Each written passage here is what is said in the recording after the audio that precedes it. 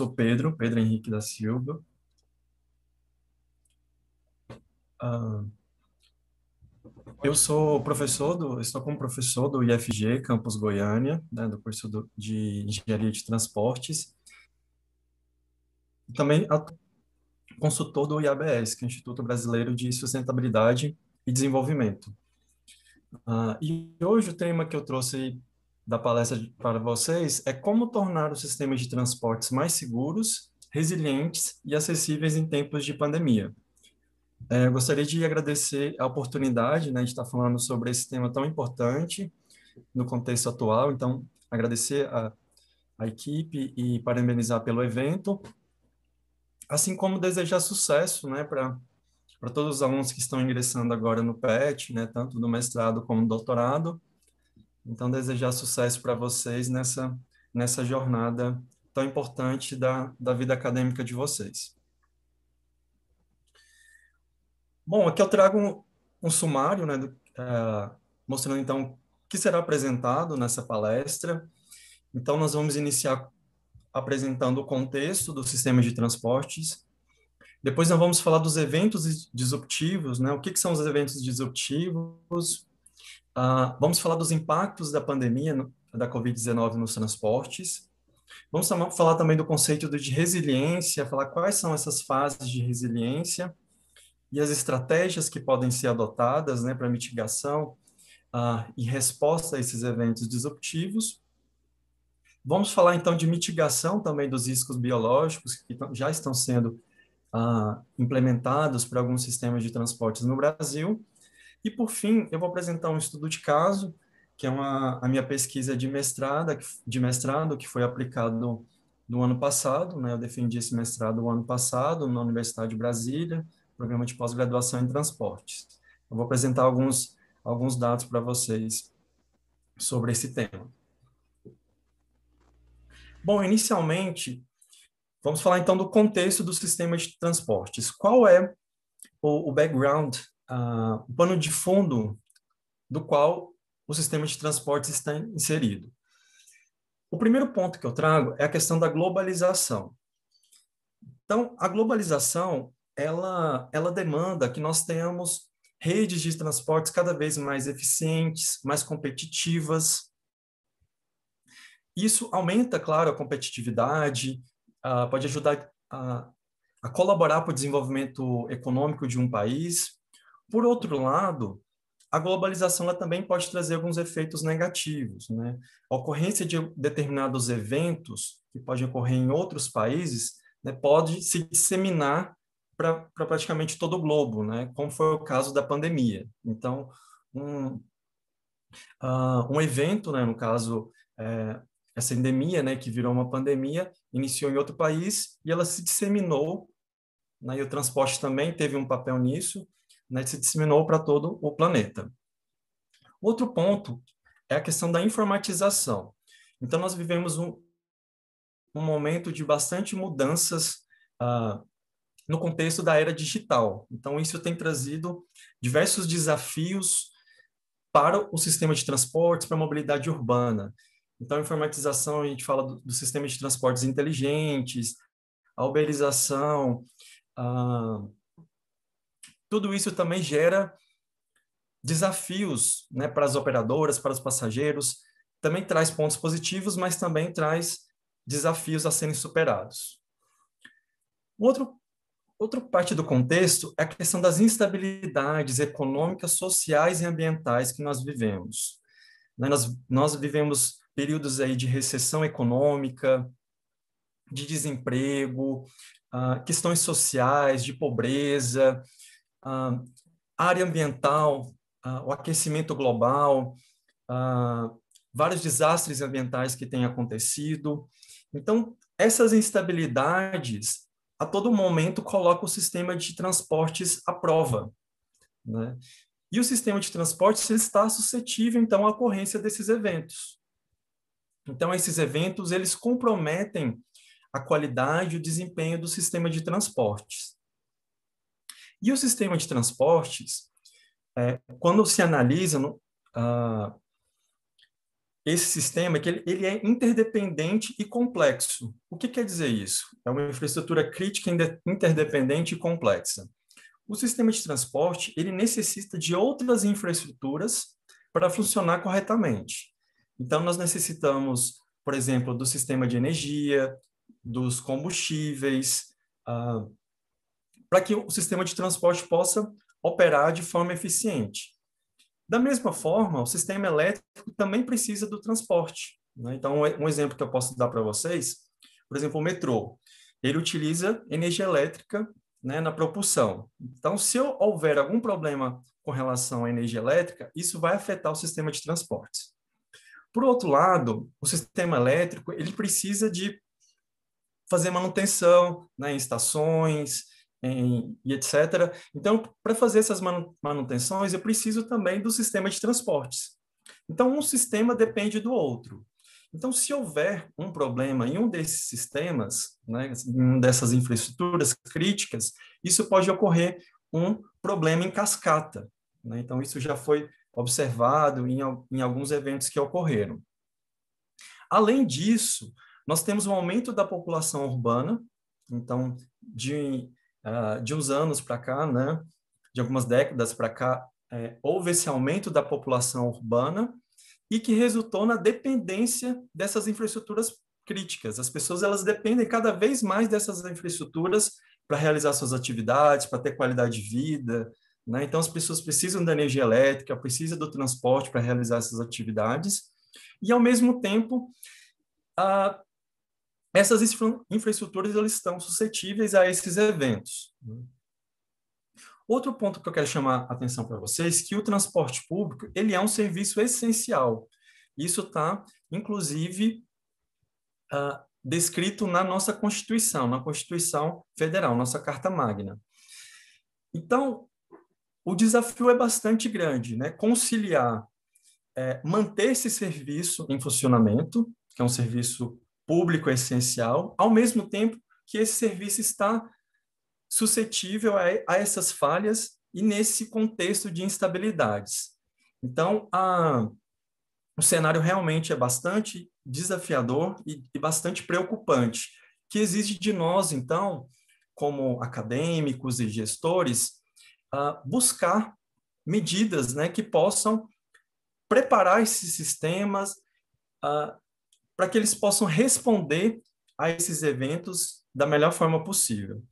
Então, por fim, eu trago também essa questão da falta de preparação e resposta aos eventos disruptivos, né? Muitas das vezes, né, muitos sistemas, alguns gestores, né, governos, eles não estão preparados para dar resposta adequada a esses eventos. Nós verificamos isso. Um exemplo que eu quero citar para vocês é o derramamento de óleo que teve no Brasil, na costa nordestina, há poucos anos, né? Nós não tínhamos uma preparação para responder a esse evento, não só esse, como outros, né? Então, é preciso a gente trabalhar essa preparação, e nós vamos ver no decorrer da palestra que a preparação, ela compõe, então, a resiliência, ela é uma parte essencial da resiliência. Nós precisamos estar preparados para esse cenário, esse contexto de instabilidades. Bom, falando em instabilidades, nós entramos no contexto de eventos disruptivos. O que são os eventos disruptivos? São eventos adversos, interrupções, falhas e desastres que causam perdas da conectividade, do desempenho dos sistemas de transportes. Impactam, consequentemente, a qualidade de vida da população. Se, por um lado, o transporte é essencial para a qualidade de vida da população, ele está caso haja esse comprometimento do desempenho desse sistema, isso compromete a qualidade de vida, né, da população. Nós podemos classificar esses eventos da seguinte forma: ou eles podem ter causas naturais, então aqui nós podemos falar inundações, né, deslizamentos de terra, isso, né, até no estado do Rio de Janeiro a gente teve vários eventos dessa natureza. No Brasil a gente não tem relato de tsunamis, né, mas também entra aqui, né, nessa classificação, tsunamis, terremotos, maremotos, ciclones. Então, chuvas intensas, é uma gama de eventos aqui que tem causas naturais, inclusive também causas, ah, além de agentes biológicos também que podem causar algum tipo de perturbação, de desastre, como é o caso da Covid, né? Então, ela também pode entrar aqui uma causa natural, que é causada por um agente biológico, um vírus, né? Por outro lado, nós temos as causas antrópicas, ou seja, que são aqueles eventos causados pelo homem. Esses eventos, eles podem ser acidentais, então pode ser um acidente de trânsito ou uma falha técnica, ou ele pode ser também intencional. Pode ser, por exemplo, um ataque terrorista. Então, e esses eventos, a gente pode analisar também a escala deles. Eles podem ter uma escala local, né? Ou, por exemplo, um acidente que vai afetar só uma faixa de uma via. Ou pode ser ou esse mesmo acidente, ele pode gerar um grande congestionamento e afetar parte significativa da rede de transportes, né? Ou, ou, ou esse evento ele pode acontecer só numa cidade, ou acontecer num país todo, ou ter uma consequência global, como é o caso aqui da pandemia e que é objeto aqui da nossa palestra. Bom, em relação à pandemia, nós tivemos diversos impactos negativos, né, relacionados à ocorrência desse evento. Então, o principal que eu gostaria de trazer aqui para vocês é a queda da oferta de ônibus e demanda dos passageiros. Então, na verdade, a pandemia ela acentuou parte dos problemas que já existiam, né? Então, essa redução da demanda de passageiros, ela já existia antes da pandemia e ela foi acentuada com a pandemia, né? Então, e os operadores, para fazer essa adequação da redução da demanda, eles, muitas das vezes, eles decidiram reduzir a oferta de ônibus. Então, a consequência da demanda de passageiros no transporte público são diversas, né? Nós temos, por exemplo, a queda da receita das empresas operadoras, né? Boa parte da receita das empresas operadoras do transporte público, ela advém do pagamento da tarifa pelos passageiros. Então, se há uma redução da demanda de passageiros, consequentemente, nós temos uma queda da receita dessas empresas operadoras, além do aumento dos prejuízos, né? E perdem a capacidade de investir na qualidade do serviço de transporte público, que é algo bastante preocupante, né? Que já vinha já com sérios problemas antes mesmo da pandemia. Outro problema que a pandemia trouxe para o transporte público é a maior propensão à utilização do transporte individual, ou seja, mais privado e menos coletivo. Isso relacionado à percepção de risco dos passageiros quanto à utilização do transporte público. Então, as pessoas elas podem fazer essa associação, né, que o ônibus pode ser mais perigoso, tem um risco maior de transmissão, né, por ser um ambiente confinado. Então, essa percepção de risco faz com que as pessoas utilizem mais o transporte individual. E como nós sabemos, né, o uso do transporte individual, principalmente o carro, tem diversas externalidades negativas, né, congestionamentos, acidentes de tráfego e etc. Outro efeito da pandemia foi a interrupção da prestação do serviço de transporte público. Apesar de ele ser um serviço essencial, né, diante desse cenário de prejuízo das empresas e de queda da receita, alguns sistemas, ou eles tiveram uma interrupção temporária, ou algumas empresas realmente deixaram de prestar o serviço. Então, isso é bastante grave, né, porque muitas pessoas realmente dependem do transporte público para realizar suas atividades, dependem do transporte público para trabalhar. Então, essa é uma grande preocupação que nós temos. Aqui falando especialmente em relação aos funcionários, né, as pessoas ali que trabalham no transporte público. Houve um aumento dos desligamentos e redução da jornada de trabalho e salário dos funcionários, né? Então, esses dados vocês podem consultar, inclusive, na NTU, nos boletins da NTU, então, mostrando que houve um aumento dos desligamentos, então, mais pessoas foram desligadas do que contratadas, então, o saldo é negativo. Além disso, adoecimento e mortalidade dos funcionários, né? Muitos funcionários foram acometidos pela doença e alguns, infelizmente, vieram a óbito.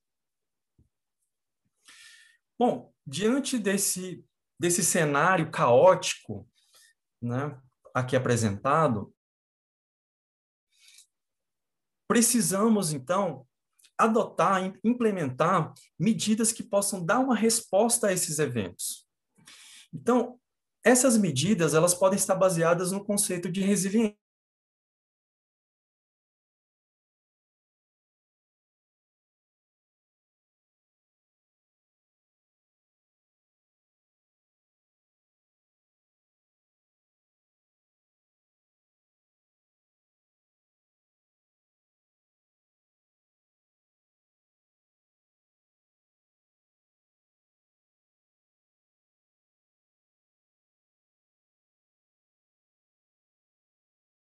O T1, eu tenho uma fase aqui de operação, né, de resposta. Então, é justamente esse triângulo aqui que entra o conceito de resiliência, né? A adaptação, a resposta, a recuperação a esse evento. Então, nesse intervalo de tempo. Por isso que, no conceito, fala que retornar rapidamente. Então, se essa resposta ela é muito demorada, ela é muito... isso quer dizer que o sistema ele não é tão resiliente assim. Então, nós podemos afirmar, né, principalmente diante dessa variável de tempo, que o nosso sistema de transportes eles não são resilientes, né, porque essa recuperação ela está sendo muito prolongada, né? Claro que isso envolve a questão sanitária, obviamente, né? Então, a gente precisa entender o contexto geral que está inserido o sistema, essa questão, né? Então, não é só recuperar a quantidade de passageiros, né? Nós precisamos recuperar a questão sanitária, né? A questão da saúde que realmente está trazendo um impacto desastroso. Bom, e aqui a gente entra, então, quais são essas fases da resiliência? Então, a gente inicia com uma fase de equilíbrio, que é essa fase aqui que eu mostrei para vocês, né? Então, nessa fase, eu tenho uma situação normal, né? Uma situação de normalidade anterior à ocorrência do evento. Depois, eu tenho essa fase 1, que é um período inicial caótico. É onde há aquele problema, né? Acontece aquela falha, e realmente ali inicia-se um caos, né? Vamos imaginar, por exemplo, um descarrilamento de um metrô, né? Após acontecer esse evento, isso pode ocorrer algum tipo de caos, né? De desorganização, né? As pessoas ficam desorientadas, não sabem o que fazer, às vezes ficam sem informação, os próprios técnicos também precisam entender o que está acontecendo, por isso que quando a gente se refere aqui a esse período caótico, é um período de desorganização, as pessoas ainda estão buscando entender o que está acontecendo, né? Depois a gente vai para a fase 2. Então, nessa fase, já inicia-se com ajustes e respostas para se adaptar a essas mudanças que foram causadas. Então, essa fase já é uma fase inicial de recuperação, de adaptação. E, por fim, a fase 3 é onde eu tenho um novo equilíbrio, à medida, então, que essas medidas forem sendo implantadas, e as partes, então, elas se adaptam totalmente a essas mudanças. Então, depois dessa fase 3, eu posso retornar aqui para a fase de equilíbrio ou não, né? Eu posso continuar ali com desempenho ainda inferior do que existia antes desse evento. Por isso que para a resiliência é importantíssimo a gente trabalhar tanto com a prevenção, como a adaptação e a recuperação a esses eventos. E focando aqui também, tanto na parte de recuperação, como de resposta a esses eventos, eu trago algumas estratégias de resiliência. A primeira delas é a elaboração e implementação de planos de contingência. Nós precisamos definir quais respostas poderão ser dadas caso esses eventos aconteçam. Precisamos avaliar os riscos, verificar a probabilidade desses eventos acontecerem. Então, tudo isso pode ser e deve ser incluído nos planos de contingência. É essencial, então, que os gestores públicos e as operadoras, eles possam ter esses planos de contingência. E muitas das vezes, esses planos de contingência, ele envolve recursos, né? Recursos adicionais que precisam ser incluídos. E a gente sabe da dificuldade que tem os gestores, operadores, de prover esse recurso, né? Porque a gente está num cenário de desequilíbrio financeiro em relação ao transporte público. Outra estratégia de resiliência é o teletrabalho, né? Também chamado de home office, home working, né? São as equipes virtuais. Por um lado, o teletrabalho ele pode aumentar, ele permite a manutenção das atividades econômicas, né? Por exemplo, aqui nós estamos fazendo uma palestra e eu não preciso estar aí no Rio ministrando essa palestra. Eu estou aqui no interior de Goiás, né? Fazendo essa palestra aqui para vocês. Então, a gente pode trabalhar de casa, né? Então, a gente consegue manter as nossas atividades. Por outro lado, o teletrabalho ele aumenta a probabilidade de cancelamento de viagens. Então, as pessoas acabam deixando de realizar essas viagens, né? Isso pode também trazer um impacto para o transporte público, né? Que necessita dessa demanda para financiar o sistema. Por isso é tão importante a gente estudar, investigar, implementar novos modelos, né, de negócio para o transporte público, porque esse modelo baseado na demanda, né, da receita baseada na demanda, é realmente um modelo defasado, né? Então a gente precisa assim buscar outras formas de subsídio, né? A gente precisa subsidiar sim o transporte público. Outra estratégia é a flexibilização da jornada de trabalho. Então essa estratégia ela já era bastante importante, né, antes da pandemia, e agora ela fica mais importante ainda. Né? Por que flexibilizar a jornada de trabalho das pessoas? Justamente para evitar picos de demanda. Então, essa flexibilização, que pode gerar essa redução dos picos de demanda, é essencial, porque nos picos de demanda eu posso ter superlotação, então o risco de transmissão do vírus é maior. Então, nesses picos, eu preciso ter uma oferta maior de transportes, ter um maior número de ônibus. Por isso que é importantíssimo a gente reduzir esses picos, né? Trazer um comportamento mais homogêneo. E a flexibilização da jornada ela pode contribuir. Então, alguns trabalhadores fazem um tipo de escalonamento, que alguns trabalhadores eles entram num trabalho em um horário, outros entram em outro, né, para a gente contribuir para a redução do pico de demanda. A estratégia é a integração modal. Então, a integração entre os meios de transporte, ela aumenta a conectividade da rede de transportes. Vamos imaginar que nós tenhamos um problema no metrô, por exemplo, em uma linha de metrô.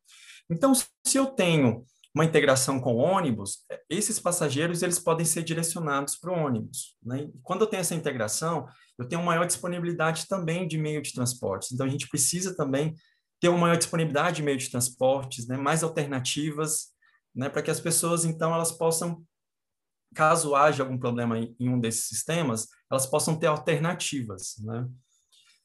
O monitoramento e melhoria da qualidade de serviço. Né? Então, a gente precisa compreender quais falhas estão ocorrendo nesse sistema, como responder essas falhas. Então, é essencial a gente fazer esse monitoramento para gerar satisfação dos passageiros, né?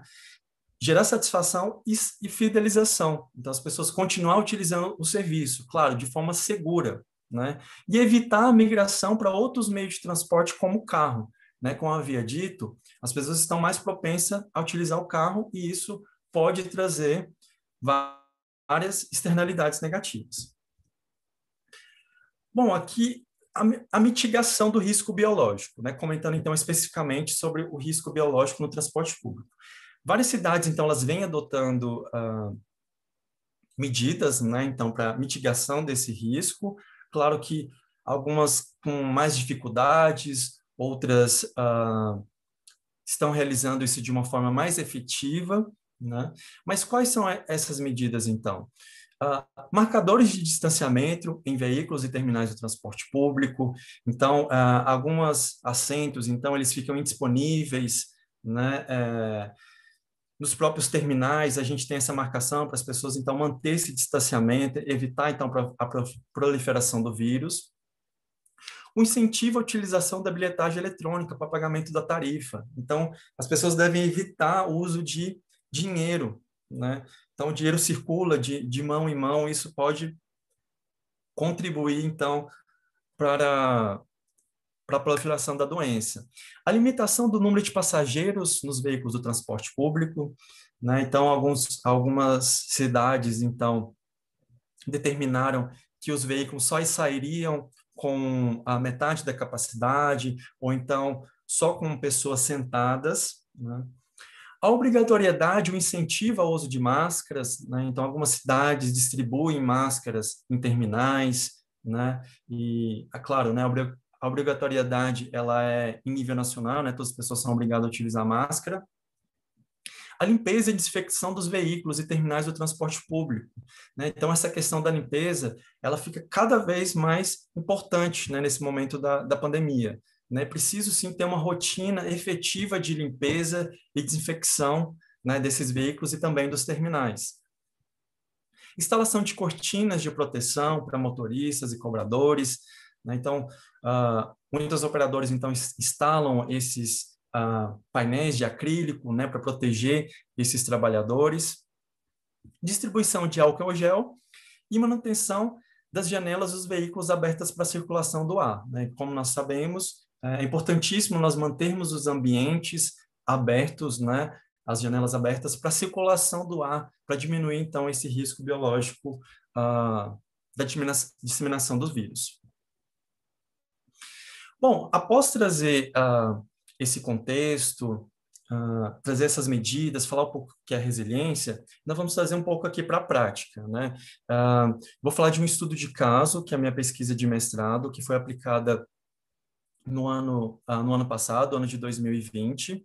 Então, essa pesquisa eu trabalhei com vários temas, como marketing de serviço, trabalhei também com resiliência e eventos disruptivos, né? A pesquisa ela não foi planejada exatamente para tratar sobre, mas eu tratei de vários eventos disruptivos, né? A pesquisa já estava em andamento antes da pandemia, né? E com a pandemia, nós verificamos a necessidade, então, de incluir algumas variáveis relacionadas à pandemia, né? Então, ela foi aplicada em Brasília. Então, para quem não conhece a cidade, né? Brasília tem um pouco mais de 3 milhões de habitantes.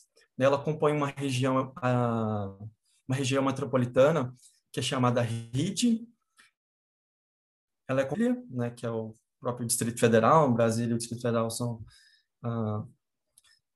o Distrito Federal, então, ele é composto por 32 regiões administrativas, e a RID do DF, né, essa região metropolitana, além de Brasília e dessas regiões administrativas do DF, ela é composta por 28 municípios de Goiás e 4 de Minas Gerais. Bom, em relação ao uso do solo, ao planejamento urbano, nós temos 2 núcleos urbanos principais. Os principais núcleos é o plano piloto e a região oeste da cidade. E temos demais núcleos dispersos, né? Esse núcleo central, que é onde nós temos o plano piloto, né, onde concentra as atividades, né? O plano piloto, por exemplo, nós temos locais importantes, como o Congresso Nacional. Então, a sede dos 3 poderes está no plano piloto, né, tanto do Congresso Nacional, do Executivo e do Judiciário. Então, as atividades, elas se concentram no plano piloto. Por outro lado, ela não é a região mais populosa. A região mais populosa é a região oeste. Então, diante disso, nós temos um grande número de viagens pendulares e longas, né, de pessoas que saem dessa região oeste e vão para o plano piloto e depois retornam para suas residências. Em relação à rede de ônibus convencionais, nós também temos o BRT, o sistema de BRT, e também um metrô. O sistema prestado é de baixa qualidade. Isso fica comprovado em diversas pesquisas, relatórios do Ministério Público e etc. Mas também a gente tem sistemas, né, de atendimento, de ouvidoria, para tratar também desses problemas, né? Então, a gente tem a ouvidoria do GDF, o próprio metrô também recebe as manifestações dos passageiros e etc.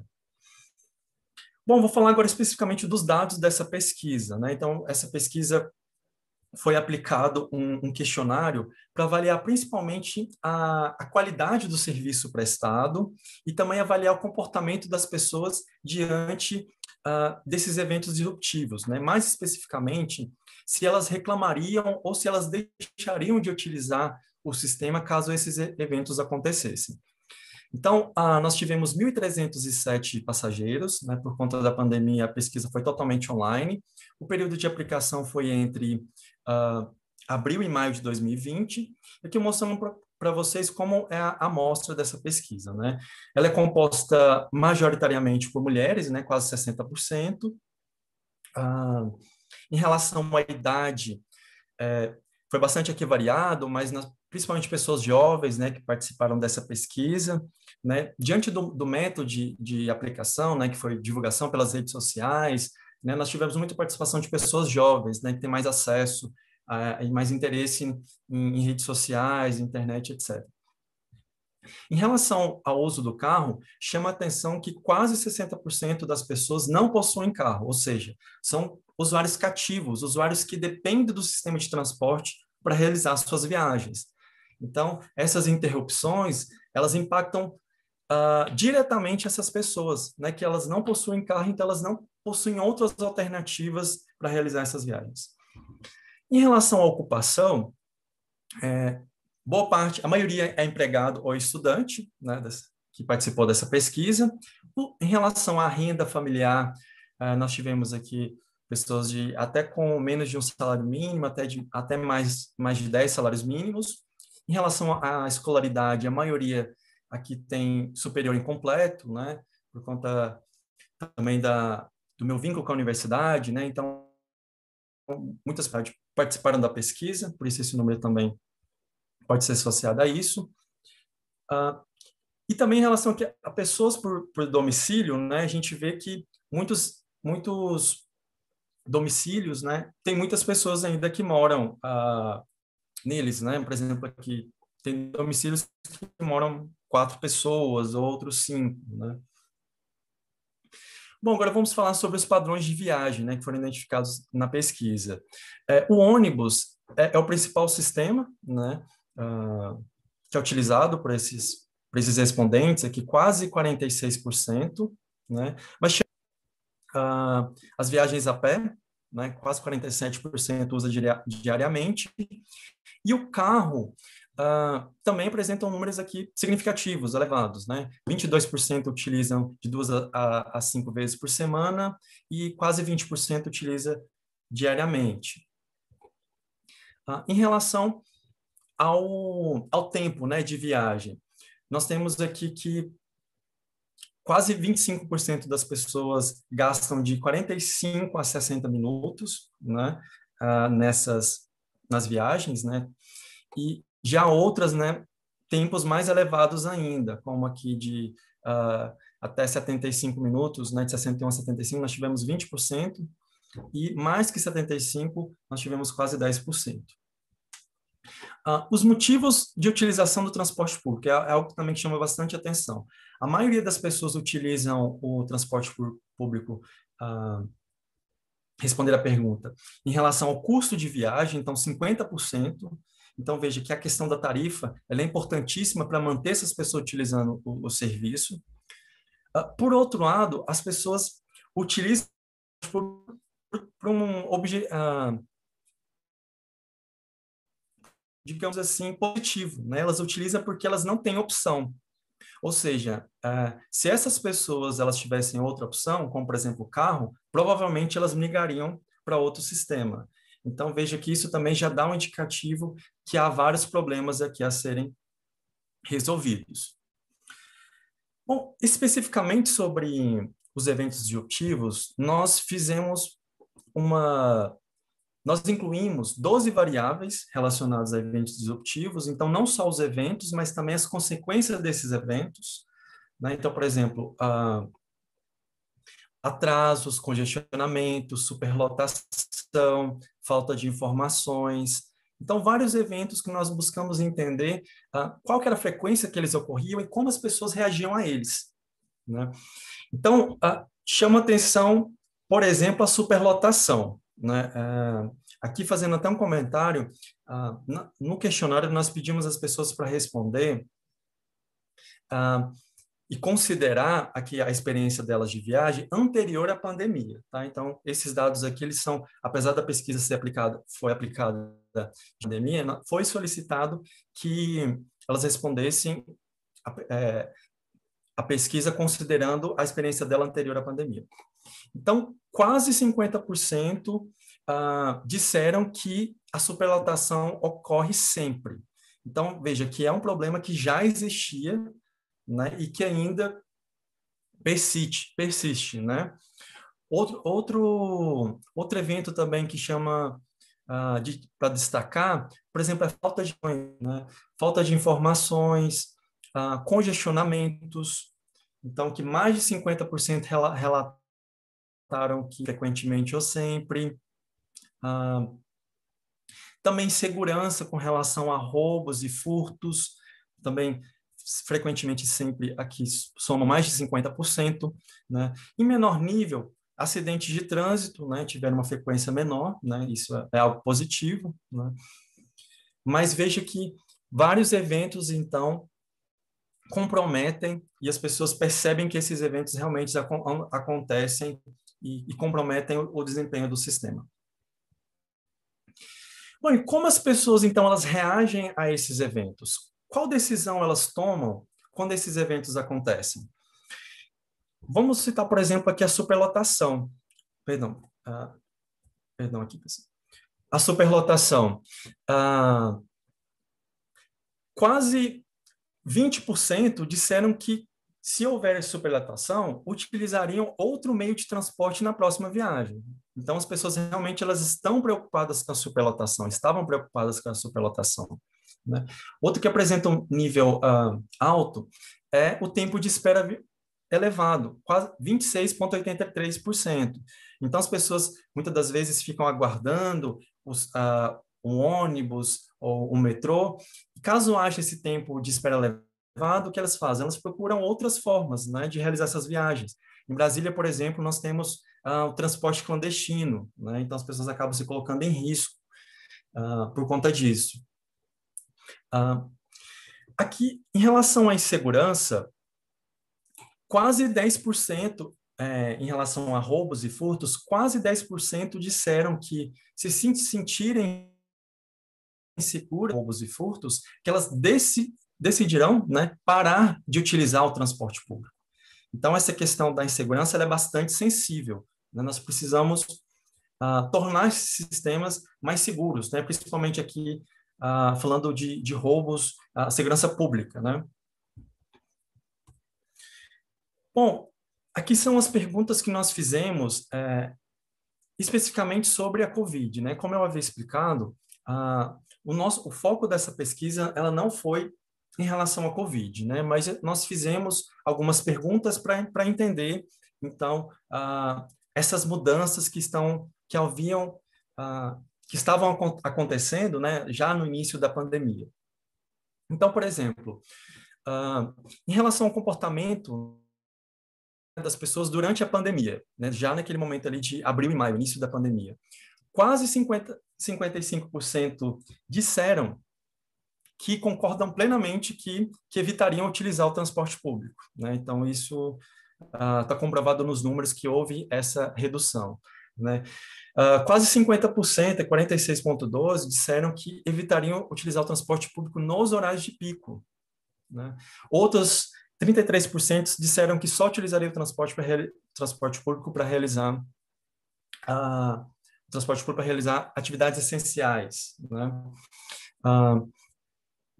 Aqui mostra também que as pessoas, quase 40%, poderiam trabalhar de casa e 34%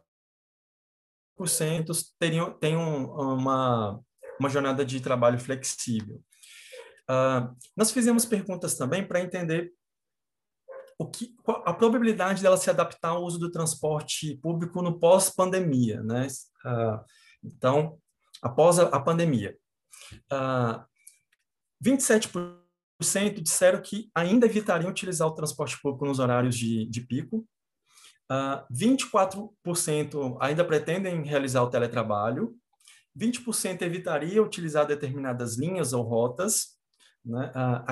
18% evitaria utilizar o transporte público, e aqui em menor nível, né, 8%, 8,13% mudariam de domicílio para ficar mais próximo do local de trabalho.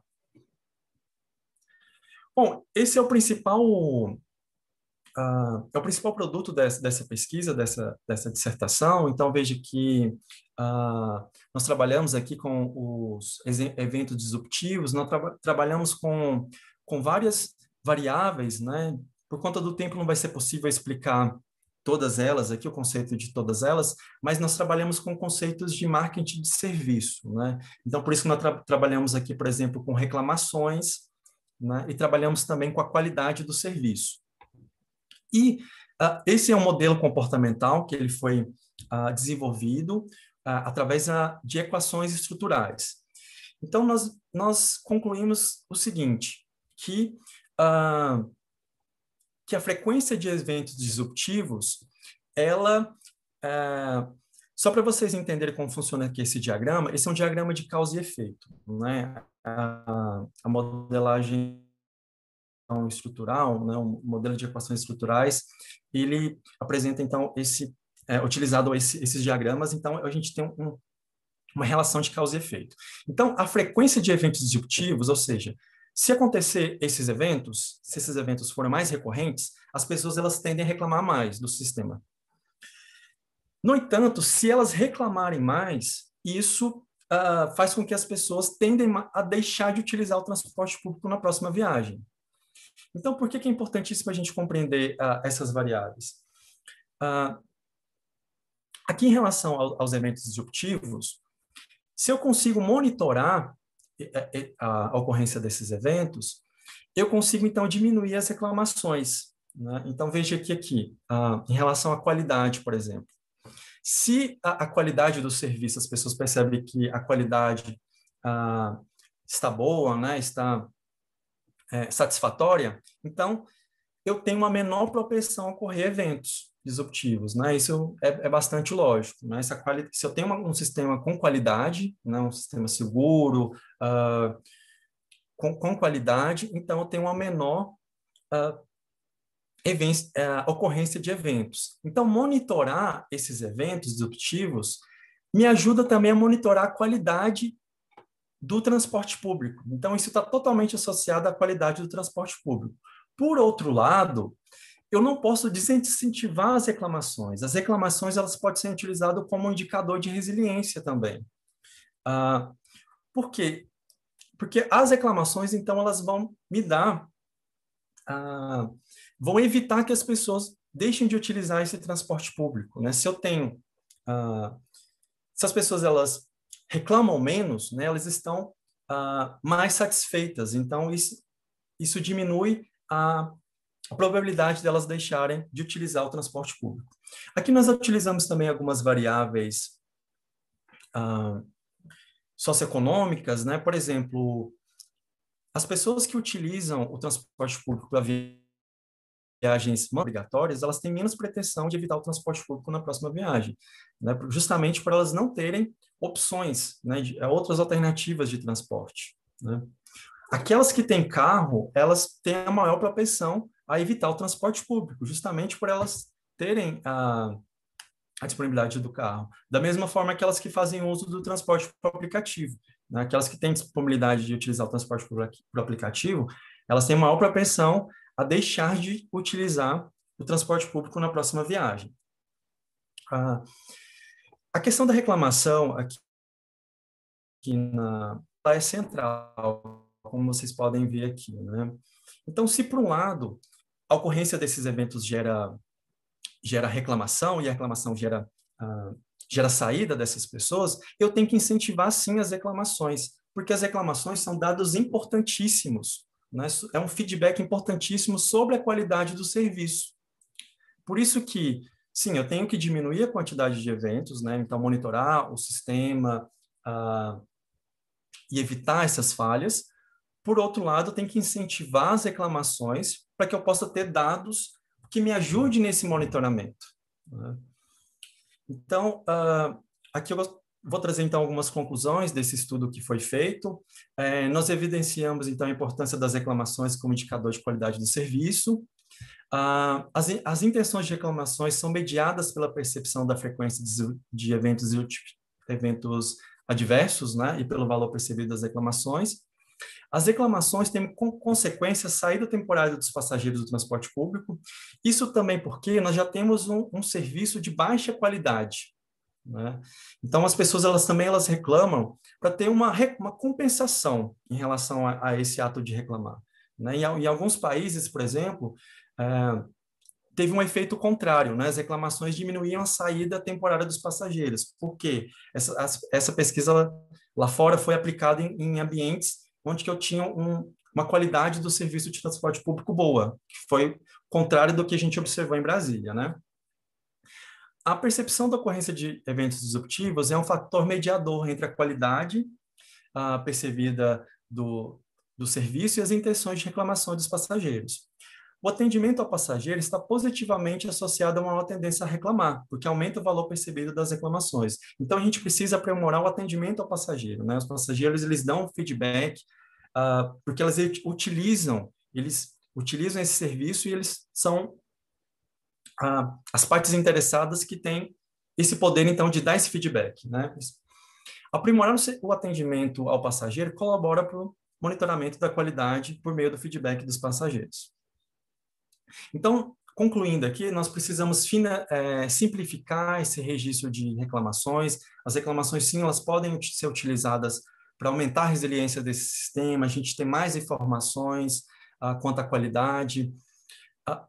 Então, esse indicador de reclamação, ele deve ser utilizado como requisito de qualidade, previsto em editais de licitação do transporte público. Esses dados de reclamações, eles podem compor, e de eventos disruptivos, eles também podem compor plataformas de mobilidade como serviço, né? Então, por exemplo, as pessoas poderiam escolher um serviço que tivesse menos falhas, né? Menos falhas, e tivesse uma maior qualidade, né? Então, para os gestores, a coleta de dados de reclamação e satisfações podem ser utilizados como ferramenta também de benchmarking. Então, esse modelo ele pode também subsidiar a criação de um índice de satisfação do consumidor, né? E o estudo ele também contribui para a formulação de indicadores de desempenho dos Objetivos de Desenvolvimento Sustentável da ONU. Bom, pessoal, eu agradeço a oportunidade. Acho que eu passei um pouquinho do tempo, mas estou disponível, né, para esclarecer sobre a pesquisa ou falar do tema, né, de resiliência e eventos disruptivos. Deixo aqui também o meu contato para vocês, né, e agradeço aí mais uma vez a oportunidade e desejo sucesso aí para aqueles que estão ingressando agora no programa.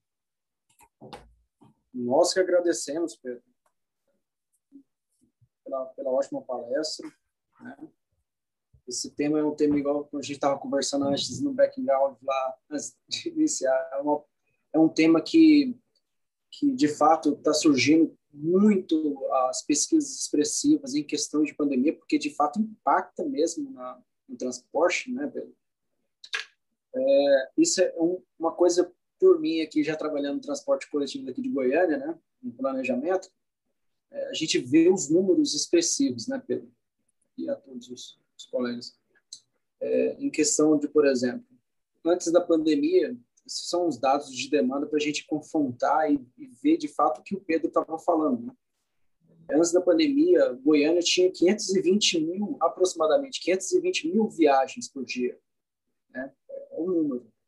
Se a gente dividisse, cada pessoa fizesse 2 viagens, então seria mais ou menos 250 mil pessoas, né? Nessa hipótese. Depois da primeira onda, né? Ou seja, em março, em abril, a demanda ela caiu.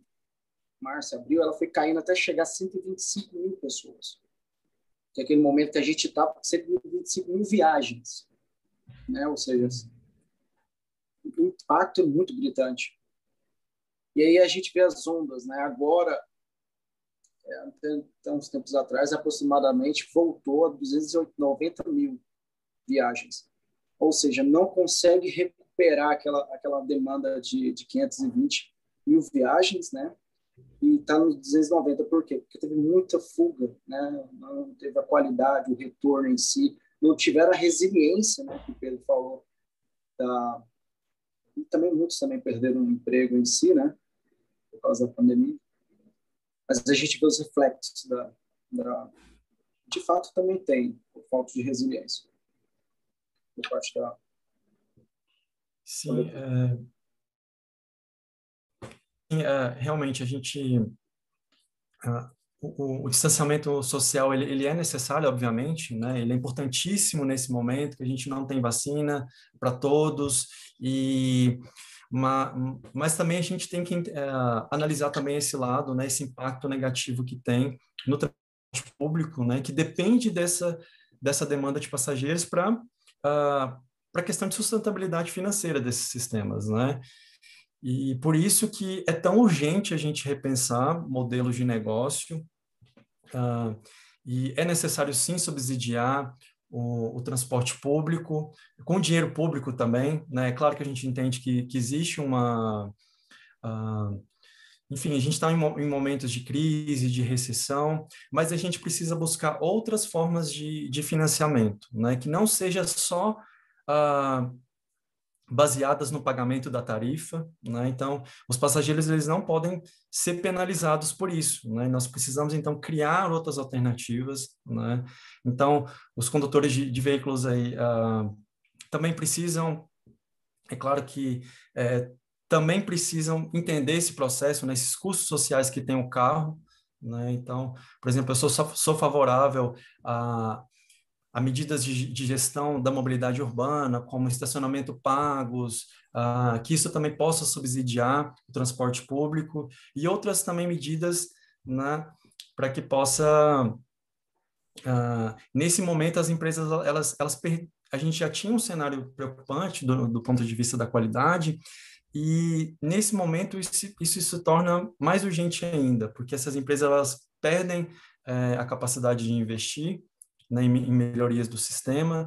Então, os passageiros são os principais prejudicados atualmente, né? E como vocês viram, né, aqui para o caso de Brasília, as pessoas dependem disso, né? Nem todas têm dependem do transporte público para viajar, né? E muitas pessoas não têm oportunidade, por exemplo, de trabalhar de casa, né? O serviço é presencial, então isso tem um impacto realmente bastante preocupante. O Pedro, assim, essa é uma pergunta que eu acho que é minha pergunta. Eu sei que quando você fez, por exemplo, a sua referência bibliográfica, ensino de pandemias, né? Eu acho que é o que alguns estão enfrentando aí também, buscar citações em cima disso, né? Porque na maioria das vezes é um pouco escasso essa questão na literatura científica. Como que você baseou essa pesquisa, o Pedro? Por exemplo, quando você estava fazendo a sua referência, assim, é que você não tinha ainda o Covid ainda, né? Porque você já estava terminando a dissertação, pode-se dizer, né? Você estava focando em que pandemia? Na verdade, ocorreram algumas mudanças, né? Para vocês que estão talvez iniciando o mestrado agora ou que já estão fazendo o doutorado, já esteja acostumado com isso. Às vezes a gente planeja algo e no decorrer ali a gente tem que mudar, né? Fazer essas mudanças aí nas pesquisas, né? No meu caso, eu inicialmente trabalhar a parte da resiliência focada para o lado da oferta, né? Eu queria entender então a resiliência do lado da oferta. Então, por exemplo, se nós temos redes mais conectadas, maior disponibilidade de redes de transporte, integração entre os modos, a gente consegue criar uma rede mais resiliente, né? Por exemplo, o metrô de Brasília é uma rede convergente em forma de Y, né? Então, se eu tenho um problema ali ali onde eu faço essa bifurcação ali desse Y, isso vai comprometer todo o metrô, né? Então, esse seria o lado da oferta. E para o lado da demanda, é entender, então, essa questão comportamental, né, das pessoas em relação a esses eventos, né? Então, inicialmente, eu tinha planejado trabalhar com o lado da oferta, mas depois eu fui trabalhar com a parte de demanda, aí fui trabalhar com modelagem comportamental, aí eu incluí é, esses temas relacionados ao marketing de serviço, então reclamação, é, fidelização, né? Então a fidelização é importantíssimo, né? Nesse momento, a gente manter essas pessoas utilizando o sistema, né? Apesar de tantas dificuldades, e inclusive pós-pandemia a gente tem que continuar fidelizando o cliente. E então, assim, foi realmente uma mudança que eu fiz na minha pesquisa, né? E trabalhar com essa parte comportamental. E então, assim, as referências, eu busquei as bases de dados, né? Então, consultei na Scopus, na Web of Science, pesquisei os artigos mais relevantes, né? E um desses artigos realmente me chamou mais atenção, que seria um artigo mais vamos dizer assim, um artigo base mesmo, né? E eu tive o prazer de conhecer uma das pesquisadoras, né, que trabalhou nesse artigo, e ela trabalhou junto comigo nessa pesquisa, que é a professora Sigal, da Universidade Hebraica de Jerusalém. Então, ela contribuiu bastante com a pesquisa, né? Ela foi fundamental nesse processo, e, e foi muito bom trabalhar com essa questão da qualidade do serviço, porque eu também sou usuário de Brasília e já enfrentei diversos eventos disruptivos por aí, por exemplo, enfim, já enfrentei paralisações de ter que estar numa rodoviária, né, num terminal e não ter como ir para casa, né, tipo assim. E isso era um tempo que a gente não tinha Uber, então eu já passei bastante dificuldades, e muitas pessoas passam dificuldades por isso, né, isso gera muitos problemas, né, como, por exemplo, essa questão de tempo de espera elevado. Ah, então, muitas pessoas acabam, por exemplo, optando por um transporte clandestino e acabam se colocando em risco, né? Teve caso em Brasília até de assassinato, né? Teve um caso bastante emblemático em Brasília de uma mulher que foi assassinada, né? Ela utilizou o transporte clandestino e o motorista era um maníaco, né? Ah, então, veja que as consequências são diversas, né, desses eventos, né, e o impacto realmente é direto e quem mais sofre são as pessoas que dependem do transporte público, né? E aí, por exemplo, aí nesse caso em si de resiliência, né, Pedro, é isso que você falou, por exemplo, a linha do trem, do metrô em si fechar, né? Da onde para onde que essa população vai? Qual é a fórmula, o segundo plano em si para poder acolher essa demanda que sai do metrô, né?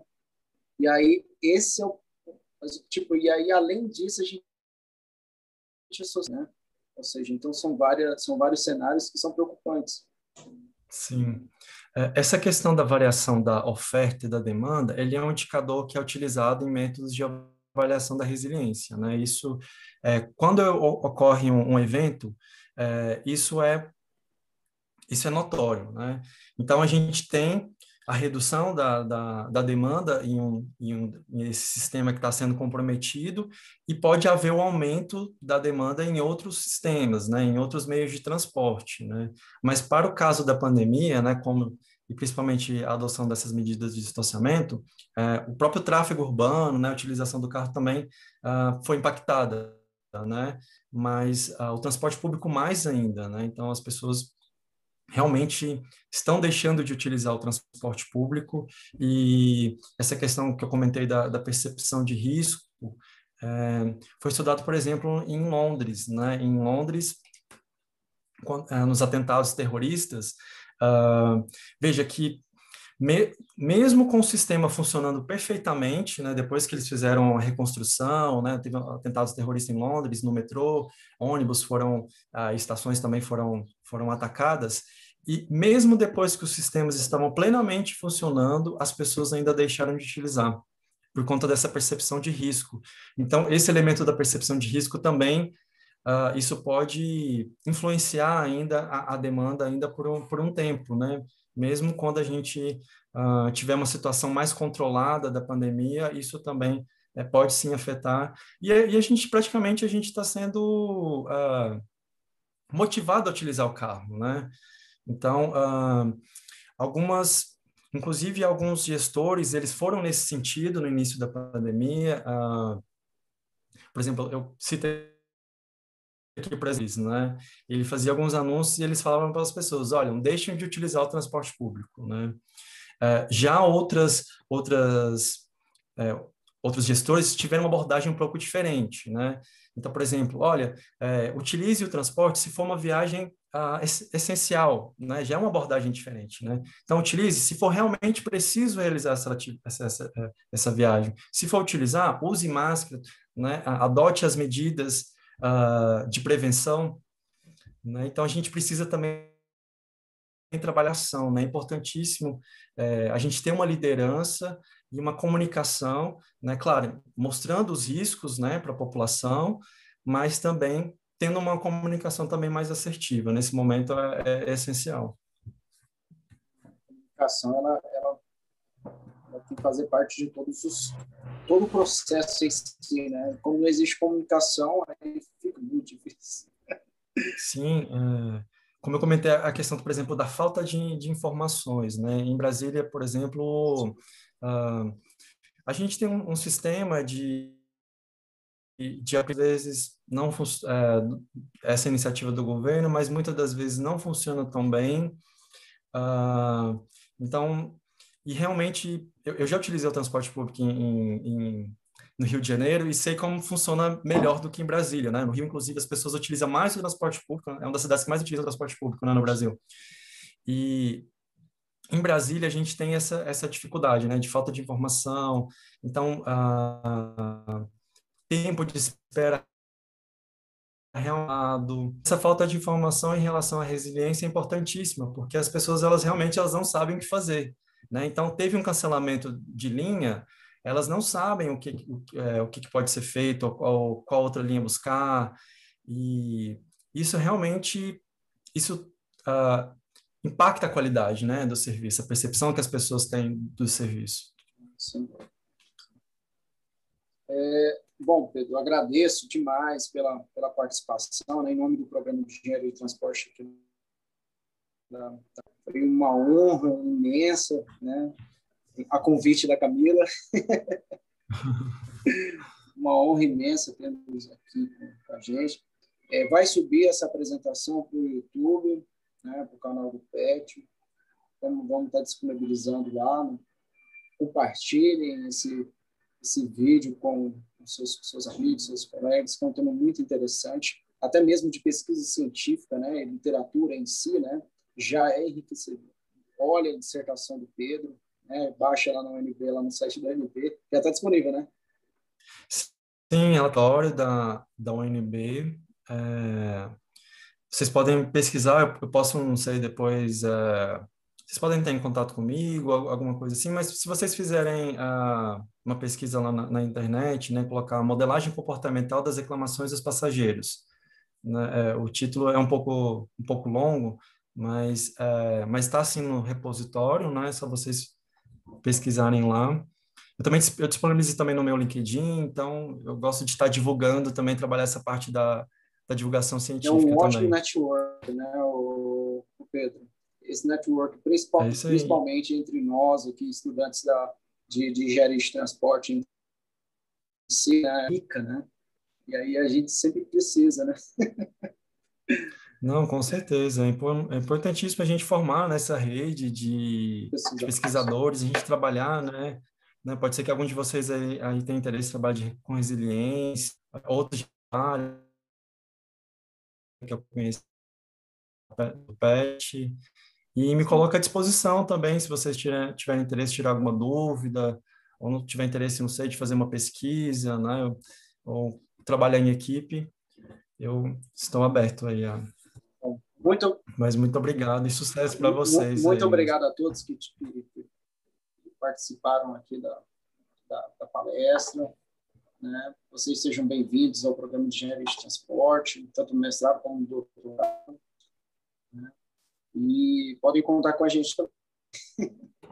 Ok? Muito obrigado. Boa tarde a todos. Boa tarde. Boa tarde. Boa tarde, Pedro. Boa Obrigado. tarde. Boa tarde. Obrigado.